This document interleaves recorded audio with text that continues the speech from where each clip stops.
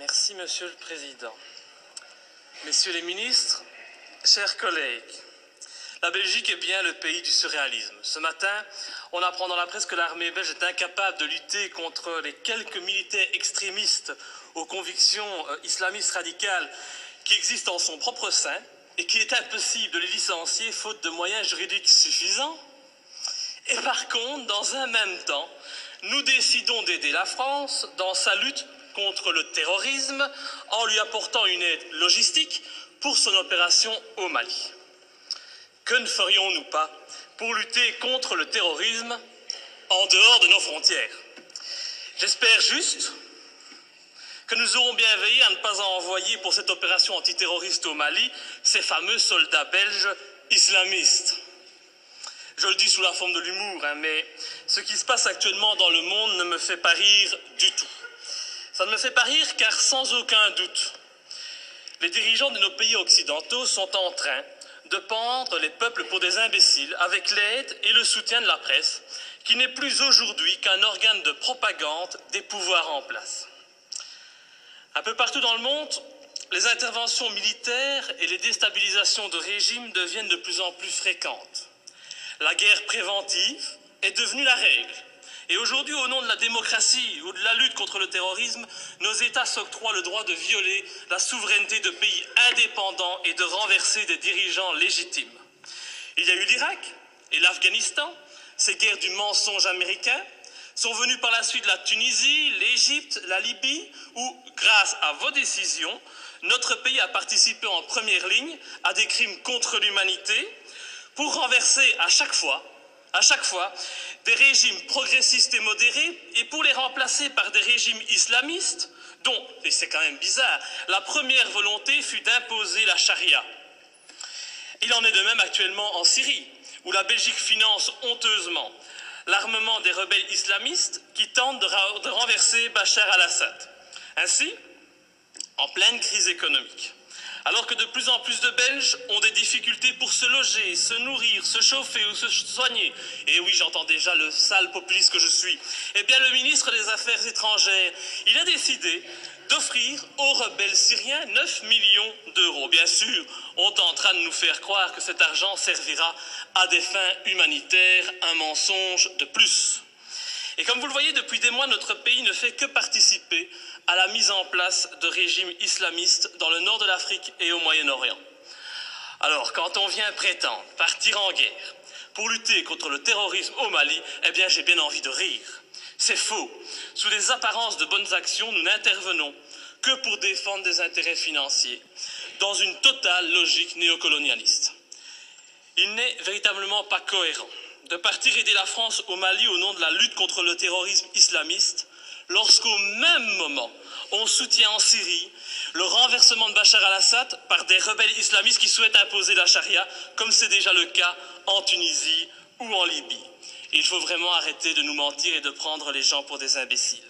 Le temps est au contraire venu pour dire la vérité. En armant les rebelles islamistes comme les Occidentaux ont auparavant armé Oussama Ben Laden, cet ami des Américains avant qu'ils ne se retournent contre lui, eh bien les pays occidentaux en profitent pour implanter dans les nouveaux pays conquis des bases militaires tout en favorisant leurs entreprises nationales. Tout est donc stratégique.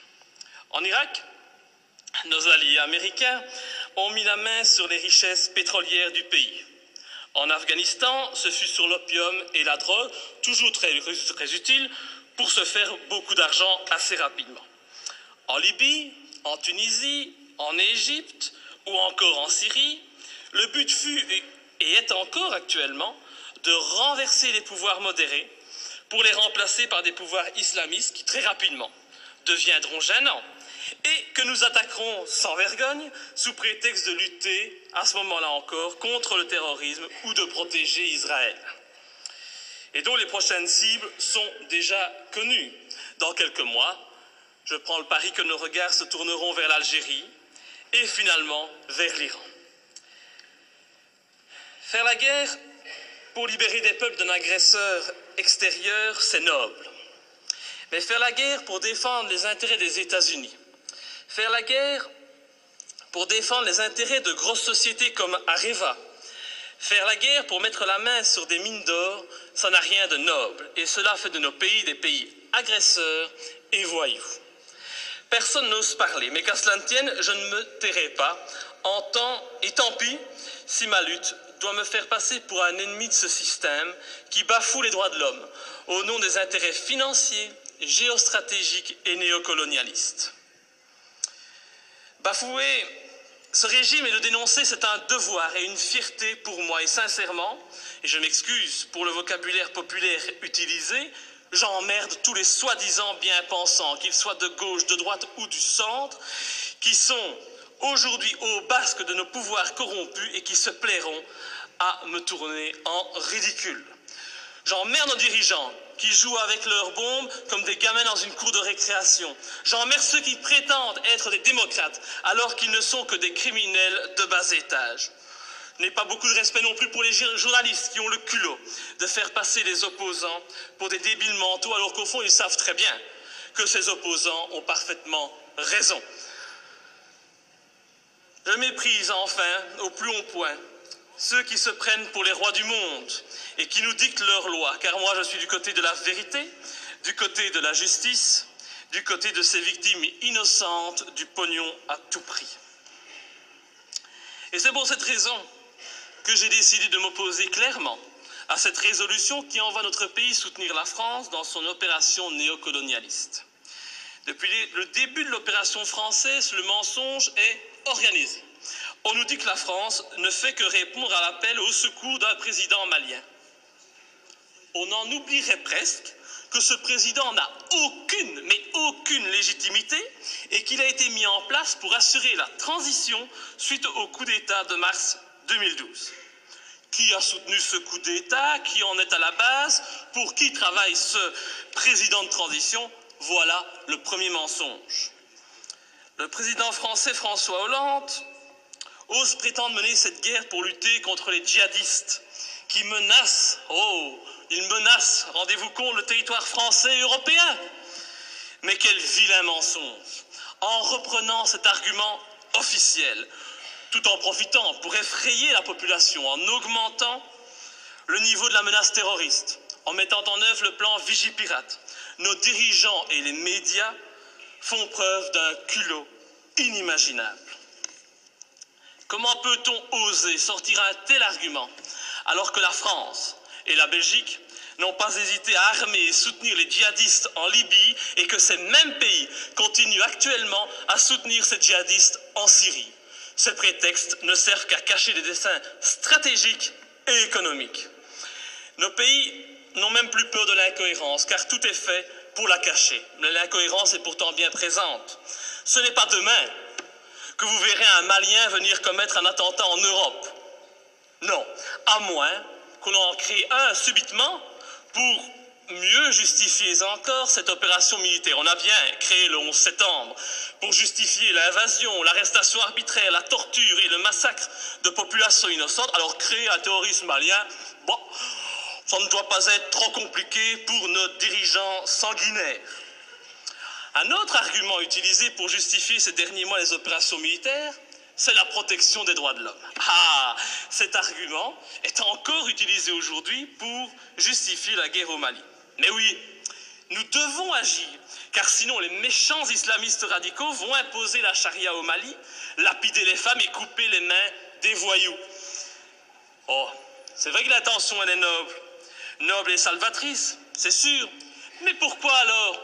Mais pourquoi, bon Dieu, nos pays ont-ils alors participé à l'accession au pouvoir en Tunisie et en Libye d'islamistes qui ont décidé d'appliquer cette charia dans ces pays qui étaient, il n'y a pas si longtemps de cela encore, modernes et progressistes?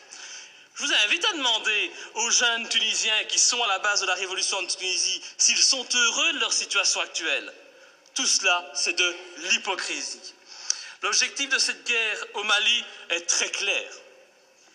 Et puisqu'on n'en parle pas, je vais en parler. L'objectif, c'est de lutter contre la Chine et permettre à notre allié américain de maintenir sa présence en Afrique et au Moyen-Orient. C'est cela qui guide ces opérations néocolonialistes. Et vous verrez, quand l'opération militaire sera terminée, La France conservera bien entendu des bases militaires au Mali. Ces bases serviront aussi aux Américains. Et en même temps, parce que ça se passe toujours comme ça, des sociétés occidentales mettront la main sur des contrats juteux qui priveront de nouveau les pays recolonisés de leurs richesses et de leurs matières premières. Alors, soyons bien clairs, les premiers bénéficiaires de cette opération militaire, ce seront les patrons et les actionnaires du géant français Areva, qui tentent depuis des années d'obtenir l'exploitation d'une mine d'uranium à Faléa, une commune de 17 000 habitants située à 350 km de Bamako. Et je ne sais pas pourquoi, mais mon petit doigt me dit qu'il ne faudra pas longtemps pour qu'Areva puisse enfin exploiter cette mine. Je ne sais pas, c'est une impression que j'ai. Il est donc hors de question que je participe à cette colonisation minière, cette colonisation des temps modernes. Et pour ceux qui doutent de mes arguments, je les invite sincèrement à se renseigner sur les richesses du Mali. Le Mali est un grand producteur d'or, mais depuis peu, il a été désigné, comme étant un pays qui offre un environnement de classe mondiale pour l'exploitation d'uranium. Mais comme c'est bizarre, un pas de plus vers une guerre contre l'Iran, c'est une évidence. Pour toutes ces raisons, et afin de ne pas tomber dans les pièges du mensonge que l'on nous tend, j'ai décidé de ne pas soutenir cette intervention au Mali. Je voterai donc contre. Et ce faisant, je fais preuve de cohérence, puisque je n'ai jamais soutenu par le passé nos interventions criminelles en Libye ou en Syrie, me profilant de la sorte comme le seul parlementaire de ce pays à défendre la non-ingérence et la lutte contre les intérêts obscurs. Je pense vraiment qu'il est grand temps de mettre un terme à notre participation à l'ONU ou à l'OTAN et de sortir de l'Union européenne si cette Europe, au lieu d'être un gage de paix, devient une arme d'attaque et de déstabilisation de pays souverains aux mains d'intérêts financiers et non plus humanistes. Enfin, je ne peux qu'encourager notre gouvernement à rappeler au président Hollande les obligations qui résultent de la Convention de Genève en matière de respect des prisonniers de guerre. J'ai en effet été outré d'entendre à la télévision, de la bouche du président français, que son intention était de détruire, je dis bien détruire, les terroristes islamistes. Alors je ne voudrais pas que la qualification utilisée pour nommer les opposants au régime malien, c'est toujours pratique aujourd'hui de parler de terroristes islamistes, soit utilisée pour contourner les obligations de tout État démocratique en matière de respect des droits des prisonniers de guerre. Nous attendons un tel respect de la patrie des droits de l'homme. Enfin, et pour terminer, permettez-moi de souligner la légèreté avec laquelle nous décidons de partir en guerre. Tout d'abord, le gouvernement agit sans la moindre autorisation du Parlement, il paraît qu'il en a le droit. Il envoie du matériel, des hommes au Mali. Le Parlement réagit par la suite, et quand il réagit, comme aujourd'hui, eh bien, cette institution n'est composée que d'un tiers de ses membres. Encore beaucoup moins si on parle des élus francophones. C'est donc une légèreté coupable qui ne m'étonne pas vraiment, venant d'un Parlement de toutous soumis aux diktats des partis politiques. Je vous remercie. Monsieur le ministre des Affaires étrangères.